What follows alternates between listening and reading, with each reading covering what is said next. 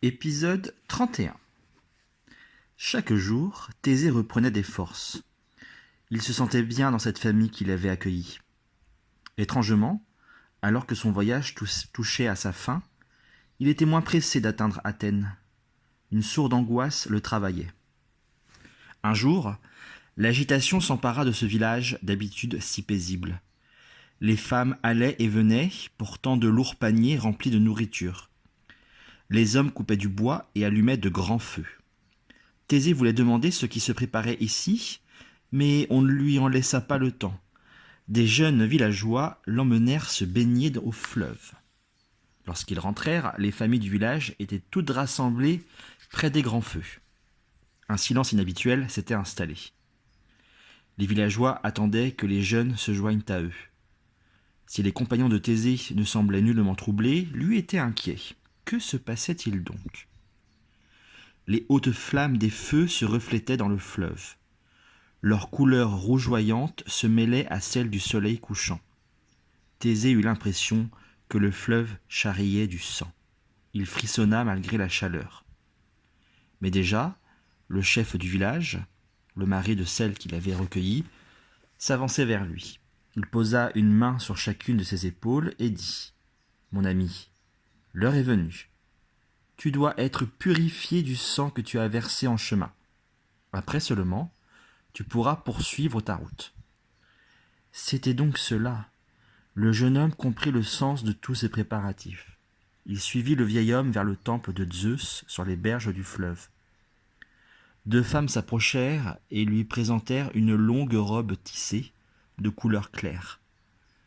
Thésée s'inclina pour remercier, puis il l'enfila. Les femmes se mirent alors à tresser ses longs cheveux avant de s'éclipser. Thésée resta seul sur les marches du temple. Il s'approcha lentement du petit autel consacré à Zeus, sur lequel étaient posées des offrandes pour le dieu des dieux. Une soudaine émotion l'envahit. Les visages de ceux qu'il avait tués en chemin surgirent devant ses yeux. Il tomba à genoux.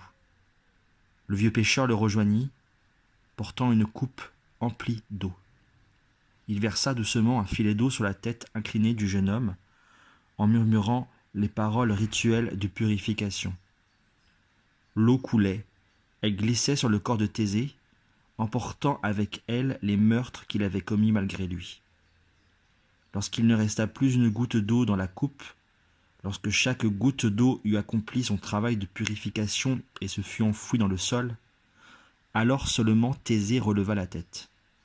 Le regard du vieux pêcheur l'enveloppait de bienveillance. Thésée se sentait mieux. Il se redressa et sortit du temple.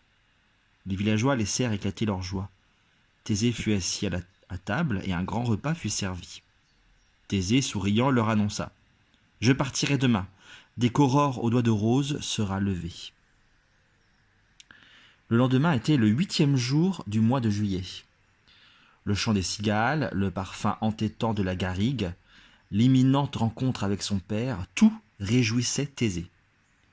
Lorsqu'il aperçut enfin les murailles de la ville d'Athènes, son cœur bondit de joie. Mais quelque chose lui conseillait de ne pas se précipiter. Il décida de ne pas révéler tout de suite qui il était. Il avait envie de vérifier d'abord si le récit de ses exploits était arrivé à Athènes. Il était à peine entré dans la ville que la nouvelle de son arrivée avait circulé partout. On se pressait pour admirer l'étrange jeune homme au crâne rasé et à la longue tresse, portant une robe blanche et une lourde épée. « C'est vrai que tu as arrêté le brigand d'Épidore » lui cria un petit enfant. « Et aussi tué l'abominable truie de Chromion » s'enhardit un autre. « Et Sciron, l'étouffeur » hurla un troisième. Thésée n'en croyait pas ses oreilles. Les Athéniens connaissaient les noms de tous ceux qu'il avait mis hors d'état de nuire. C'est escorté par une foule impressionnante qu'il arriva au palais du roi Égée.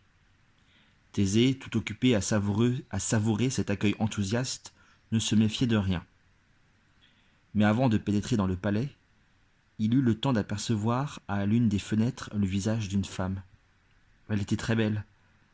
Pourtant quelque chose avait glacé Thésée.